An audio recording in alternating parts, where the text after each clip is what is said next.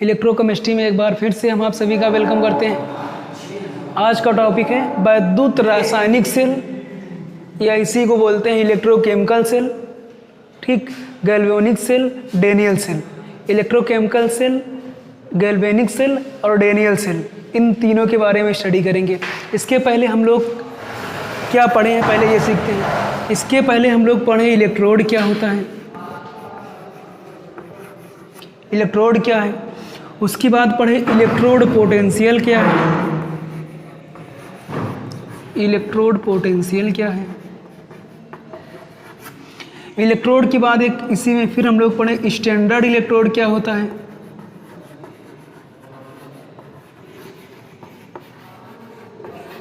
ठीक। इलेक्ट्रोड पढ़े, standard electrode पढ़े, इलेक्ट्रोड पोटेंशियल पढ़े, उसके बाद स्टैंडर्ड इलेक्ट्रोड पोटेंशियल ये पढ़े। उसके बाद हम लोग पढ़े स्टैंडर्ड हाइड्रोजन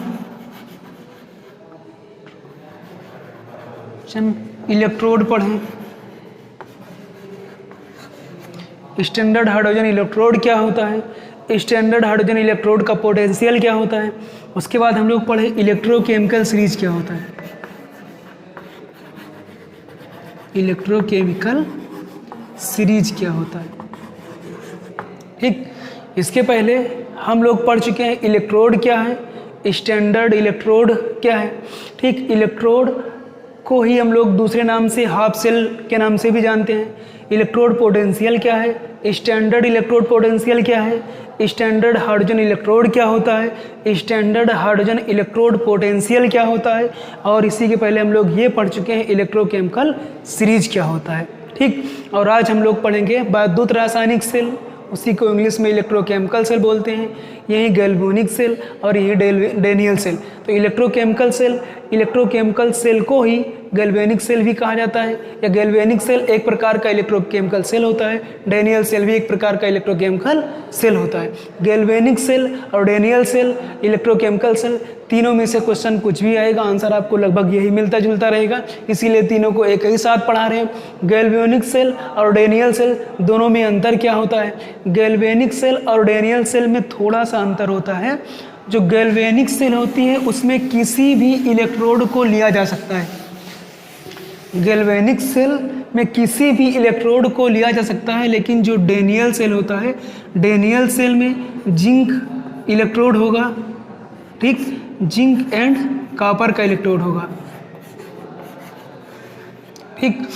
गैल्वेनिक सेल एक प्रकार का इलेक्ट्रोकेमिकल सेल है और डेनियल सेल एक प्रकार का इलेक्ट्रोकेमिकल सेल है। गैल्वेनिक सेल और डेनियल सेल जब पेपर में आएगा तो आंसर लगभग सेम रहेगा, बस गैल्वेनिक सेल और डेनियल सेल में अंतर इतना है कि जब डेनियल सेल की बात आएगी तो वहाँ पर इलेक्ट्रोड फिक्स कर दिया जाएगा, एक इलेक्ट्रोड कॉपर का होगा और दूसरा इलेक्ट्रोड जिंक का होगा। और यदि गैल्वेनिक सेल की बात आएगी तो चाहे जिंक का इलेक्ट्रोड एक लिया जाए, चाहे कॉपर का ले लिया जाए, ठीक। हो सकता है दूसरा इलेक्ट्रोड सिल्वर का इलेक्ट्रोड ले लिया जाए, सिल्वर का ले लिया जाए, जिंक का ले लिया जाए, ठीक। उसके बाद इसमें इलेक्ट्रोड को बदल सकते हैं, लेकिन जब डेनियल सेल की बात होगी तो दो इलेक्ट्रोड फिक्स होगा, एक इलेक्ट्रोड कॉपर होगा और एक इलेक्ट्रोड जिंक होगा। गैल्वेनिक सेल की बात होगी तो जिंक कॉपर हो सकता है और जिंक सिल्वर हो सकता है, और आयरन सिल्वर, आयरन कॉपर, कुछ भी कोई इलेक्ट्रॉन इसमें इलेक्ट्रोड बदल सकता है, लेकिन डेनियल सेल में दोनों इलेक्ट्रोड फिक्स रहेगा। तो गैल्वेनिक सेल, डेनियल सेल दोनों में यही डिफरेंट होता है कि डेनियल सेल में कॉपर और जिंक का इलेक्ट्रोड लिया जाएगा और गैल्वेनिक सेल में कॉपर और जिंक का भी इलेक्ट्रोड हो सकता है। इसके अलावा विभिन्न प्रकार का कोई भी इलेक्ट्रोड लिया जा सकता है, लेकिन दो ही इलेक्ट्रोड होगा। और इलेक्ट्रोकेमिकल सेल के अंतर्गत गैल्वेनिक सेल और डेनियल सेल दोनों को हम पढ़ेंगे। गैल्वेनिक सेल एक प्रकार का इलेक्ट्रोकेमिकल सेल है, डेनियल सेल एक प्रकार का इलेक्ट्रोकेमिकल सेल है। अब हम लोग पढ़ेंगे इलेक्ट्रोकेमिकल सेल क्या होता है। पहले वाले लेक्चर में हम बता दें इलेक्ट्रोकेमिकल सेल क्या होता है।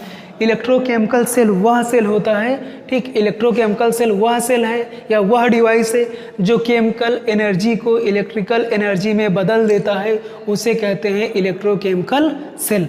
हम लोग पढ़े हैं जो केमिकल एनर्जी को केमिकल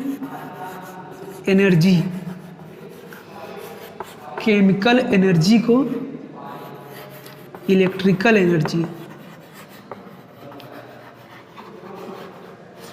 ठीक, इलेक्ट्रोकेमिकल सेल वह डिवाइस होता है जो केमिकल एनर्जी को इलेक्ट्रिकल एनर्जी में बदल दे, उसे इलेक्ट्रोकेमिकल सेल कहते हैं। एक प्रकार का इलेक्ट्रोकेमिकल सेल गैल्वेनिक सेल भी है, डेनियल सेल भी है। डेनियल सेल में 2 इलेक्ट्रोड फिक्स होता है, एक तो जिंक होगा और दूसरा कॉपर होगा, और गैल्वेनिक सेल में कोई इलेक्ट्रोड हो सकता है। आज हम लोग पढ़ेंगे किस प्रकार से इलेक्ट्रोकेमिकल सेल बनाएंगे, या किस प्रकार से गैल्वेनिक सेल बनाएंगे, या किस प्रकार से डेनियल सेल बनाएंगे। तीनों का आंसर मिलता जुलता है, इसीलिए तीनों को एक ही साथ पढ़ रहे हैं। तो किसी भी सेल को बनाने के लिए 2 इलेक्ट्रोड चाहिए, ठीक, 2 इलेक्ट्रोड दे दिए जाए। एक इलेक्ट्रोड आपको यहाँ दे दिया गया ई, यदि ऐसा लिखा रहेगा तो इसका मतलब स्टैंडर्ड कंडीशन होगा। स्टैंडर्ड का मतलब होता है कि 25 डिग्री सेल्सियस ताप होगा, 1 मोलर आयतन होगा, और यदि प्रेशर की बात होगी तो 1 बार प्रेशर होगा। तो ई कहाँ से लिया गया है? इलेक्ट्रोमोटिव फोर्स से ई लिया गया है, और ये ऊपर जो सिंबल बना हुआ है इसका मतलब क्या होता है? मानक कंडीशन। उसके बाद जैसे यहाँ जिंक लिखा है, जिंक 2+ से Zn हो रहा है, जिंक 2+ से Zn हो रहा है, इसका रिडक्शन पोटेंशियल होता है, ठीक, हम लोग पढ़ चुके हैं, -0.76 वोल्ट होता है। जिंक आयन का जिंक में रिडक्शन हो रहा है, ठीक, कंडीशन स्टैंडर्ड लगा हुआ है, इसका रिडक्शन पोटेंशियल होता है -0.76 वोल्ट। उसके बाद ठीक एक दूसरा इलेक्ट्रोड दे दिया जाए, ये ई कहाँ से लिया गया है?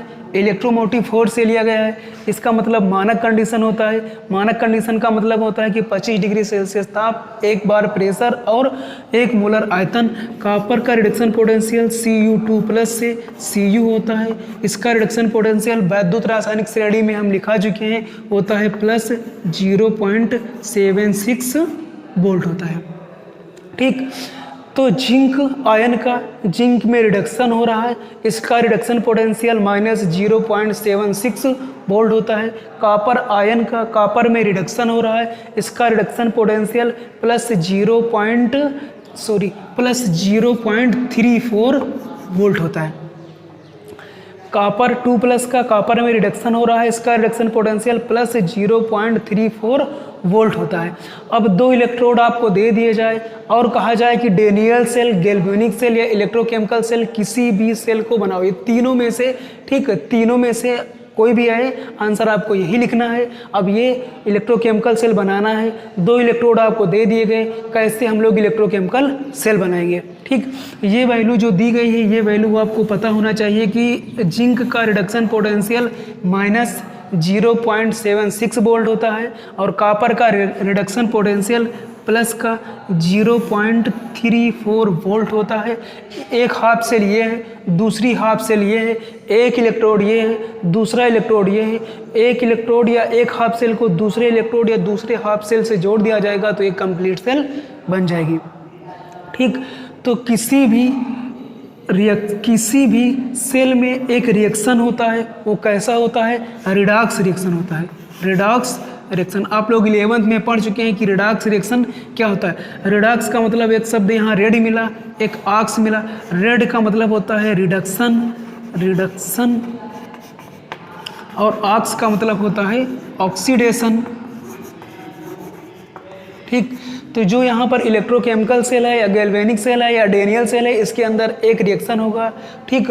वो कैसा रिएक्शन होगा? रिडॉक्स रिएक्शन होगा, जहाँ वो 2 शब्दों से मिलकर बना है। उसी में एक रेड होता है, एक ऑक्स होता है। रेड का मतलब होता है रिडक्शन, हिंदी में बोलते हैं चैन। दूसरा ऑक्स होता है, ऑक्स का मतलब होता है ऑक्सीडेशन, और हिंदी में बोलते हैं ऑक्सीकरण। तो किसी भी सेल के अंदर एक रिएक्शन होता है, उसे रिडॉक्स रिएक्शन कहते हैं, ठीक। रिडॉक्स रिएक्शन दो शब्द, एक रिडक्शन एक ऑक्सीडेशन। रिडक्शन का मतलब अपचयन और ऑक्सीडेशन का मतलब ऑक्सीकरण होता है। तो किसी भी सेल में रिडॉक्स रिएक्शन होगा।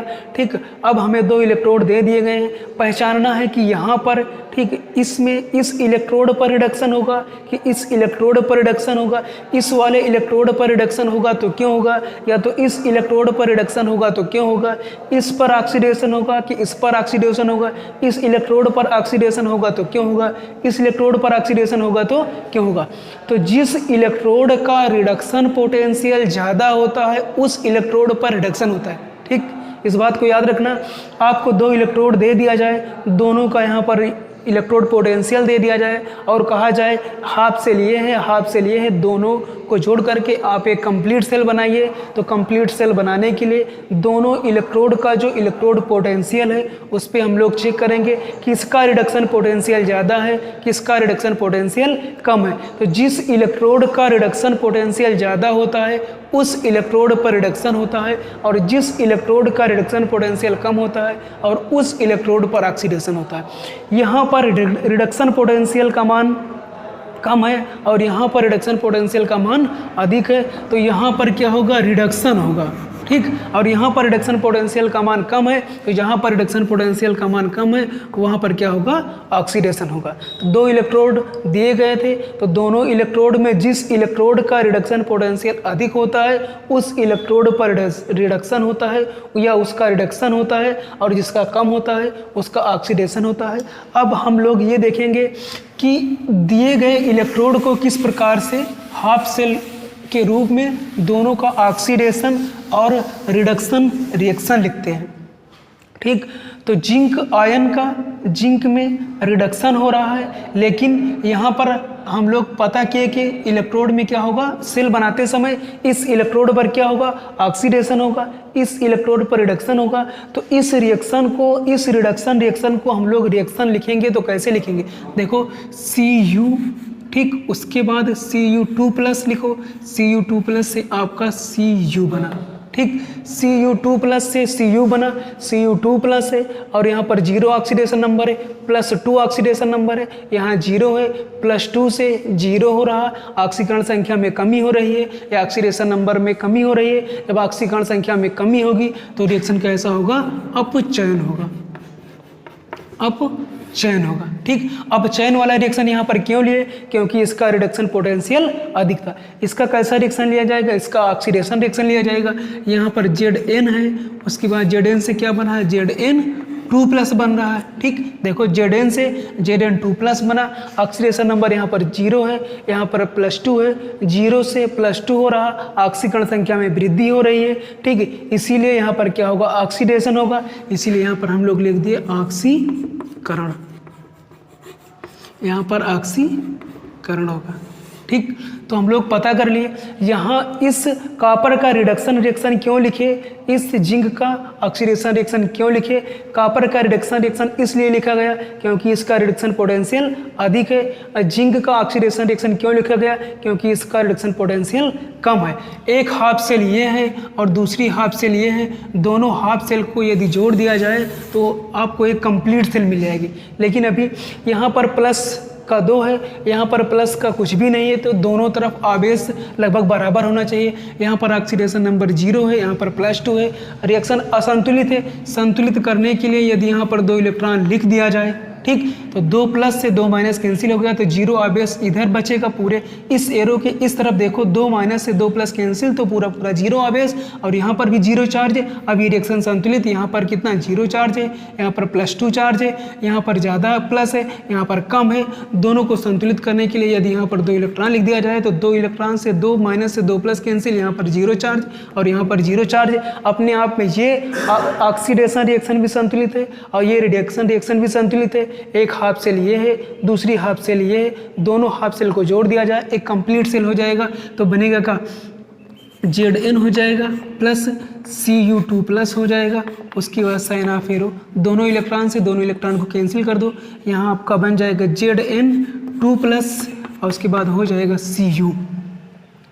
इस प्रकार से हम लोग पहले 2 इलेक्ट्रोड दिए गए थे, दोनों इलेक्ट्रोड का रिडक्शन पोटेंशियल देखे, जिसका रिडक्शन पोटेंशियल अधिक होगा उसका रिडक्शन रिएक्शन लिखेंगे, जिसका रिडक्शन पोटेंशियल कम होगा उसका ऑक्सीडेशन रिएक्शन लिखेंगे। एक हाफ सेल ये है, दूसरी हाफ सेल ये है। दोनों हाफ सेल को ऐसे लिखने के बाद या दोनों रिएक्शन को ऐसे लिखने के बाद दोनों को संतुलित करने के लिए आवश्यकता अनुसार इलेक्ट्रॉन लिख लेंगे। इलेक्ट्रॉन लिखने के बाद दोनों समीकरण को जोड़ देंगे। एक हाफ सेल ये है, एक हाफ सेल ये, दोनों हाफ सेल को जोड़ने पर एक कंप्लीट सेल बनेगी। ये हमारी क्या हो गई, एक कंप्लीट सेल, कंप्लीट सेल।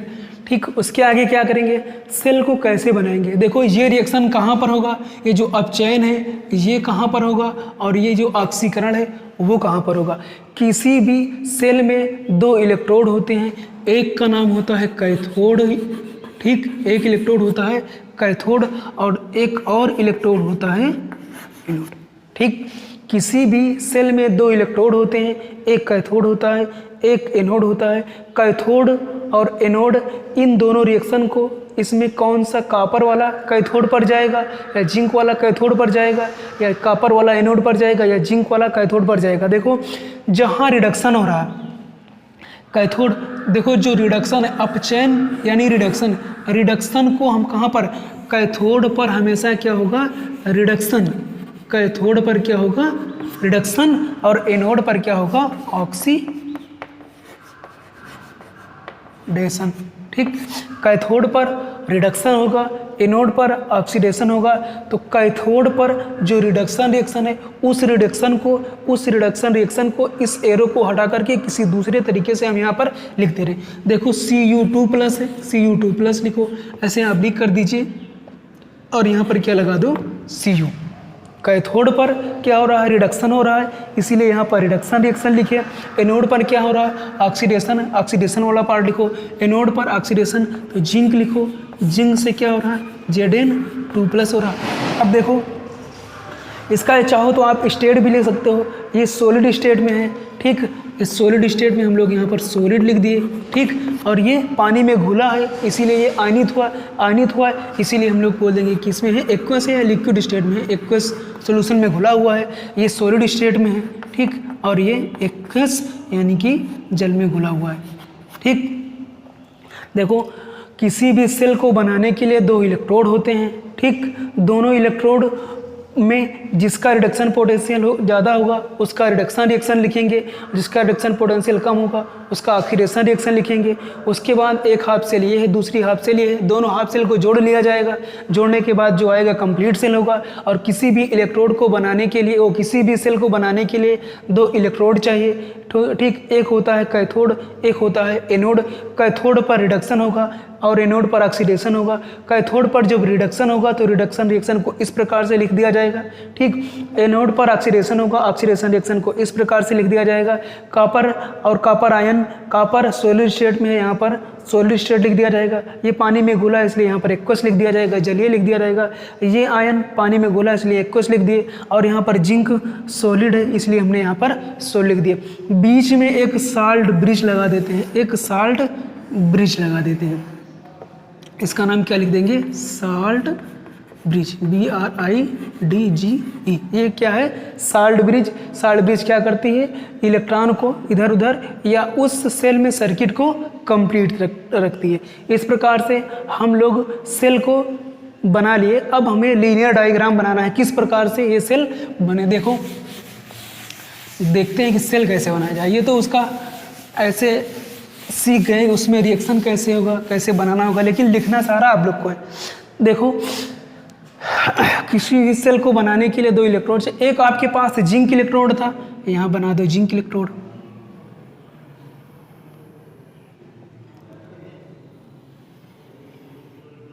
कैसे जिंक इलेक्ट्रोड बनाते हैं दूसरे लेक्चर में आप लोग को इलेक्ट्रोड पढ़ाते समय सिखा चुके हैं।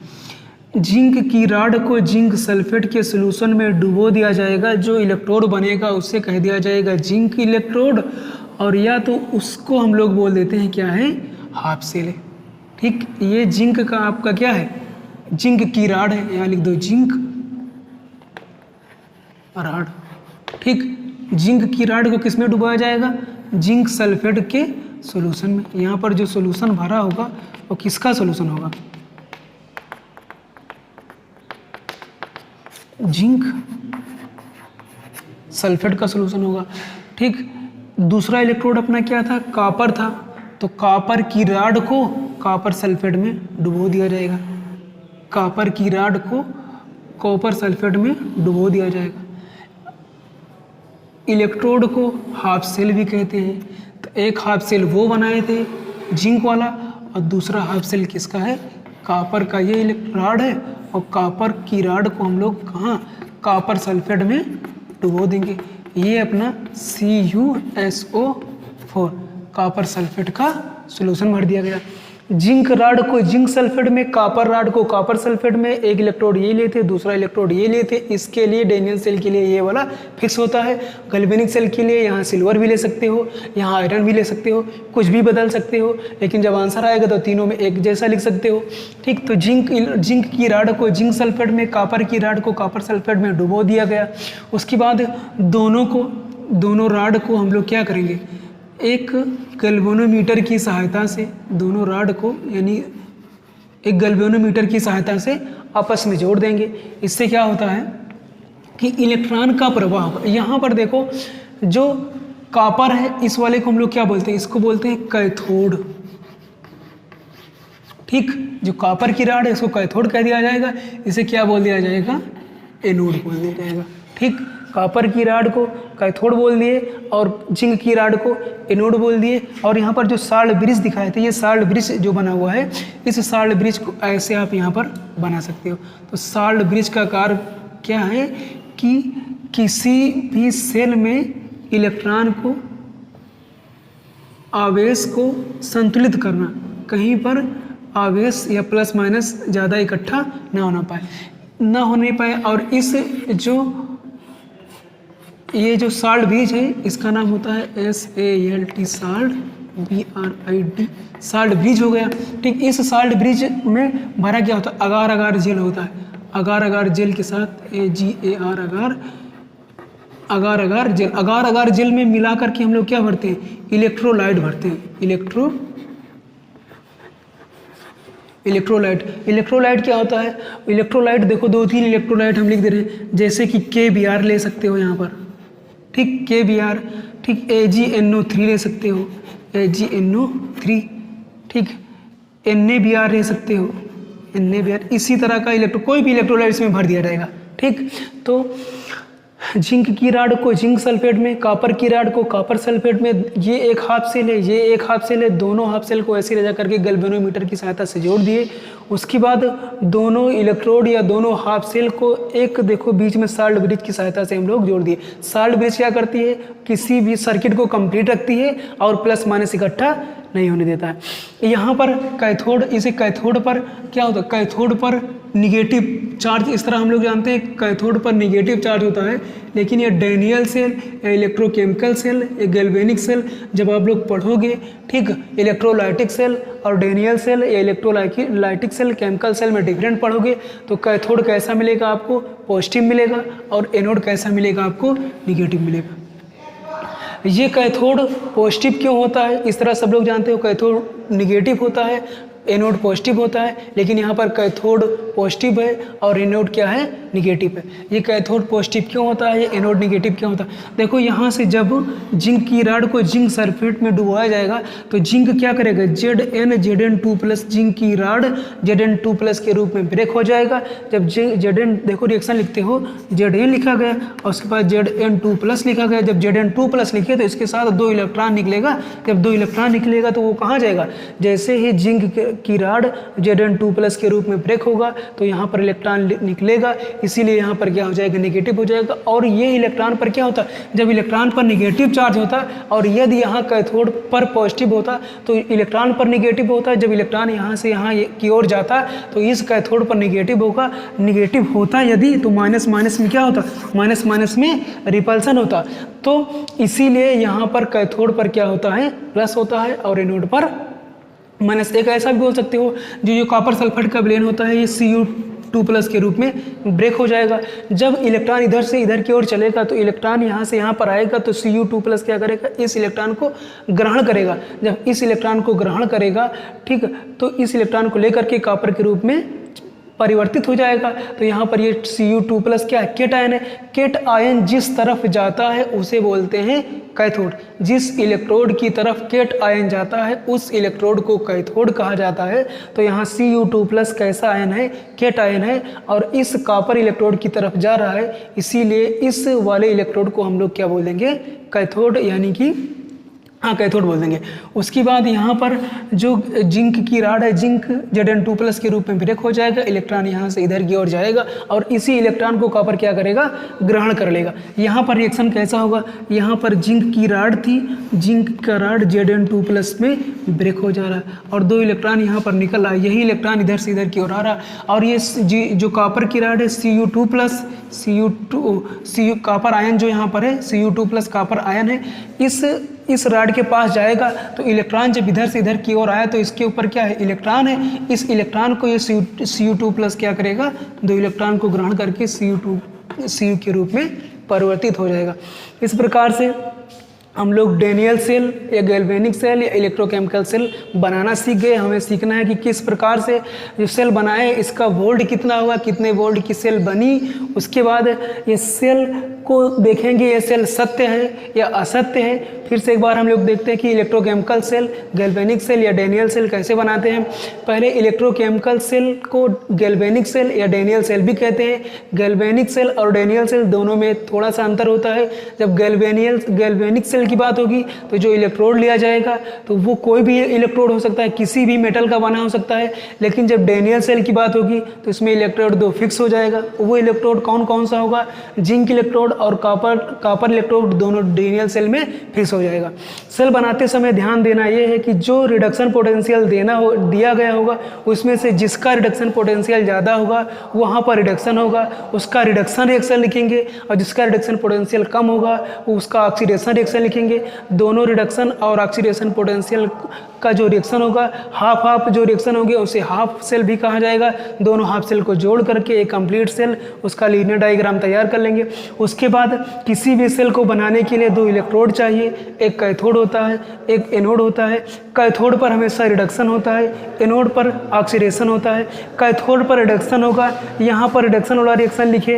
रिडक्शन रिएक्शन कहाँ से मिला, इसके पहले एक रिएक्शन लिखे थे, वहाँ पर रिडक्शन हो रहा था इसीलिए रिडक्शन रिएक्शन लिखे। यहाँ पर स्टेट लिखे, ये कॉपर की राड है, ये सॉलिड स्टेट में इसीलिए सॉलिड में लिखे। कॉपर आयन है, ये Cu2+ कॉपर सल्फेट का सोल्यूशन है इसीलिए हमने यहाँ पर Cu2+ लिखा। उसके बाद एनोड पर क्या होगा, ऑक्सीडेशन होगा। इसके पहले ऑक्सीडेशन रिएक्शन पढ़े थे, ऑक्सीडेशन वाला रिएक्शन लिखे। यहाँ पर इसका स्टेट सॉलिड है, जिंक की राड सॉलिड है इसीलिए सॉलिड स्टेट लिखा गया। और जो जिंक सल्फेट का सोल्यूशन है यहाँ पर ये पानी में गोला है इसलिए यहाँ पर क्या लिखा गया, एक्वस लिखा गया। धीरे धीरे ये कॉपर की राड क्या होती है, Zn2+ के रूप में टूटती जाती है और यहीं से इलेक्ट्रॉन क्या होता है, चलता जाता है। और ये Cu2+ कॉपर सल्फेट का जो विलयन है, यहाँ से Cu2+ जो आता है वो जा करके इलेक्ट्रॉन को ग्रहण करके कॉपर के रूप में बदलता रहता है और धीरे धीरे ये राड मोटी होती जाती है और ये राड धीरे धीरे जिंक की राड पतली हो जाती है। और जहाँ यहाँ पर लिखा हुआ है, एक लगा हुआ है क्या, साल्ट ब्रिज की सहायता से जो यहाँ पर इसकी सर्किट चलती रहती है वो सर्किट कंप्लीट होती है। कहीं पर प्लस माइनस इकट्ठा नहीं होने पाता है। इस साल्ट ब्रिज में अगार जेल में मिला करके इलेक्ट्रोलाइट को भर दिया जाता है। इलेक्ट्रोलाइट कैसा होगा, स्ट्रांग इलेक्ट्रोलाइट होगा। स्ट्रांग इलेक्ट्रोलाइट क्या होता है, स्ट्रांग इलेक्ट्रोलाइट वो होता है जिसको जल में घोला जाएगा तो पूर्ण रूप से आयनित हो जाएगा। तो KBr इलेक्ट्रोलाइट ले सकते हो, AgNO3 ले सकते हो, NaBr ले सकते हो, KBr और कई सारे इलेक्ट्रोलाइट हो सकते हैं। कोई भी इलेक्ट्रोलाइट ऐसा हो जो स्ट्रांग हो इसको इसमें भर दिया जाएगा। इस प्रकार से हम लोग आज डेनियल सेल, गैल्वेनिक सेल या इलेक्ट्रोकेमिकल सेल को बनाना सीखे। इसके बाद हम लोग पढ़ेंगे अगले क्लास में कि इस सेल का, ये जो सेल बनाई गई है, ठीक, ये जो सेल बनाया गया है, ये जो हम सेल तैयार किए हैं, ये सेल कितनी वोल्ट की बनी, या जितनी वोल्ट की सेल बनी, क्या जो सेल हम बनाए वो सेल सत्य है अथवा असत्य है। ठीक, तो पहले हम लोग सेल आज बनाना सीख गए। दूसरे वाले क्लास में ये सीखेंगे कि बनाई गई सेल, जो ये Daniell cell, galvanic cell, electrochemical cell बनाए हैं, ये सेल सत्य है अथवा असत्य है, या कितने वोल्ट की, 5 वोल्ट की, 10 वोल्ट की, 2 वोल्ट की, कितने वोल्ट की सेल बनी, इसको अगले क्लास में देखते हैं। बस आज इतना ही।